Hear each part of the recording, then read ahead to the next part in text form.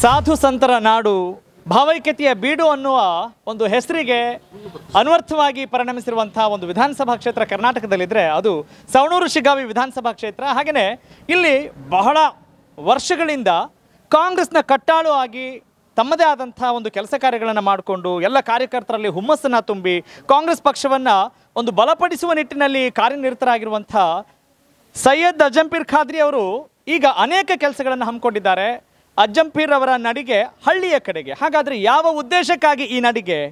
ಮುಂದಿನ ಉದ್ದೇಶ ಏನು? ಧ್ಯೇಯೋದ್ದೇಶ ಏನು? ಯಾವ ರೀತಿಯಾಗಿ ತಮ್ಮ ಕ್ಷೇತ್ರವನ್ನು ಮುಂದಿನ ದಿನಗಳಲ್ಲಿ ಅವ್ರು ನೋಡ್ಲಿಕ್ಕೆ ಬಯಸ್ತಾ ಇದ್ದಾರೆ? ಹೀಗೆ ಹಲವು ಪ್ರಶ್ನೆಗಳೊಂದಿಗೆ ಅವ್ರ ಜೊತೆ ಮಾತನಾಡ್ತಾ ಹೋಗೋಣ. ನನ್ನ ಜೊತೆಗಿದ್ದಾರೆ ಶ್ರೀಯುತ ಸೈಯದ್ ಅಜಂಪೀರ್ ಖಾದ್ರಿ, ಮಾಜಿ ಶಾಸಕರು, ಮುಂದಿನ ದಿನಗಳಲ್ಲಿ ಹಾಲಿ ಶಾಸಕರಾಗುವಂಥ ಮತ್ತಷ್ಟು ಆಶ್ವಾಸನೆಗಳೇನಾದರೂ ಇದ್ದಾವ? ಬೆಂಬಲ ನೋಡಿದ್ರೆ ಹಾಗೆ ಅನಿಸ್ತಾ ಇದೆ. ಅವರನ್ನೇ ಒಂದ್ಸಲಿ ಮಾತನಾಡ್ಸೋಣ. ಸರ್ ನಮಸ್ಕಾರ.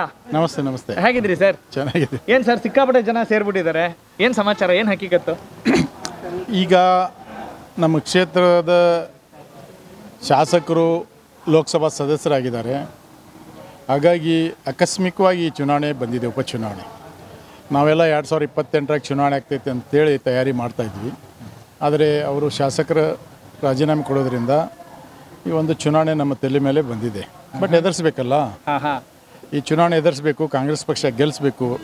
ಹಾಗಾಗಿ ನಾನು ಕಳೆದ ವಾರ 24ನೇ ತಾರೀಕು ದಿವಸ ಜನ ಸ್ವರಾಜ್ ಪಾದಯಾತ್ರೆ ಮಾಡಿದೆ. 16 ಕಿಲೋಮೀಟರ್ ಪಾದಯಾತ್ರೆ ಮಾಡಿದೆ. ಭಾಳ ಅಭೂತಪೂರ್ವವಾದ ಬೆಂಬಲ ಸಿಕ್ತು. ಸಾವಿರಾರು ಸಂಖ್ಯೆಯಲ್ಲಿ ಜನ ಸೇರಿದರು. ಖಾದ್ರಿ ನಡೆ ಹಳ್ಳಿ ಕಡೆ ಅಂತೇಳಿ ಒಂದು ಕಾರ್ಯಕ್ರಮ ಹಾಕ್ಕೊಂಡಿವಿ. ಇವತ್ತು ಸುಮಾರು 15 ಊರಿಗೆ ಭೇಟಿ ಕೊಡ್ತೀವಿ.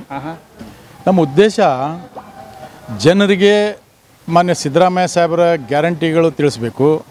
DK ಶಿವಕುಮಾರ್ ಸಾಹೇಬರ ನಾಯಕತ್ವ, ನಮ್ಮ HK ಪಾಟೀಲ್ ಸಾಹೇಬ್ರು ಇರ್ಬೋದು, ಸಂತೋಷ್ ಲಾಡ್ ಸಾಹೇಬರು, ವಿನಯ್ ಕುಲಕರ್ಣಿ ಸಾಹೇಬರು, ಶಿವಾನಂದ್ ಪಾಟೀಲ್ ಸಾಹೇಬರು, ಸಲೀಂ ಅಹಮ್ಮದ್ ಸಾಹೇಬರು, ನಮ್ಮ ನಾಯಕರಾದ ಜಮೀರ್ ಅಹಮ್ಮದ್ ಸಾಹೇಬರು, ಜಾರಕಿಹೊಳಿ ಸಾಹೇಬರು, ಭಾಳ ಎಲ್ಲ ನಮ್ಮ ನಾಯಕರು ಇವತ್ತು ಈ ಕ್ಷೇತ್ರದ ಮೇಲೆ ಅತ್ಯಂತ ಪ್ರೀತಿ, ವಿಶ್ವಾಸ, ಅಭಿಮಾನ ಇಟ್ಟಿದ್ದಾರೆ.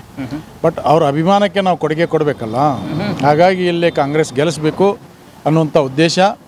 ಜನರು ಇವತ್ತು ನಾವು ಹೋಗ್ತೀವಲ್ಲ ಎಲ್ಲ ಕಡೆ, ನೀವು ನನಗೆ ಕೇಳೋದಕ್ಕಿಂತ ಜನರು ಕೇಳ್ರಿ.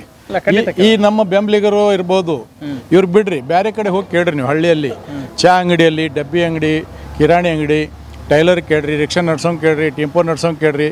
ಆದರೆ ನಮ್ಮ ಕ್ಷೇತ್ರದ ಮತದಾರ ಕೇಳ್ರಿ. ನೀವು ಬೇರೆದವ್ರು ಕೇಳಕ್ಕೆ ಹೋಗ್ಬೇಡ್ರಿ.